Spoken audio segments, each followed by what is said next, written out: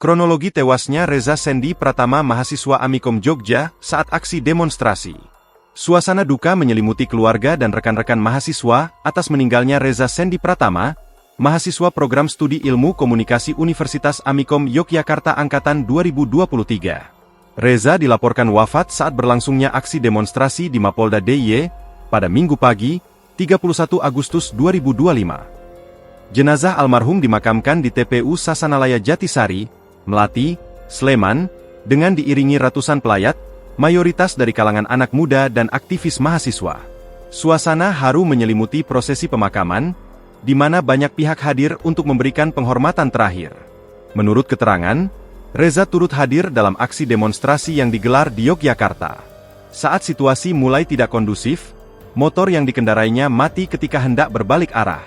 Pada saat bersamaan, aparat menembakkan gas air mata, yang menyebabkan Reza terjatuh.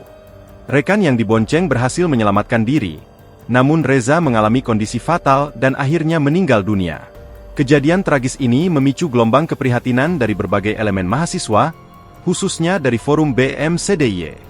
Mereka menyayangkan insiden yang merenggut nyawa seorang mahasiswa dalam ruang perjuangan yang seharusnya dijaga kehormatannya. Kematian ini bukan hanya duka bagi keluarga, tapi juga cambuk bagi kita semua. Seorang mahasiswa, seorang anak bangsa, tumbang bukan karena penyakit atau musibah biasa, melainkan dalam ruang perjuangan, tulis forum BMDIY. Suasana pemakaman Reza Sendi Pratama di Sleman dihadiri ratusan pelayat. Rekan-rekan Reza memadati rumah duka di Jaten RT 02 RW 30, Desa Sendangadi, Kapanewon Melati, Kabupaten Sleman, Daerah Istimewa Yogyakarta, DIY. Mereka juga turut menghantar Reza di tempat peristirahatan terakhirnya.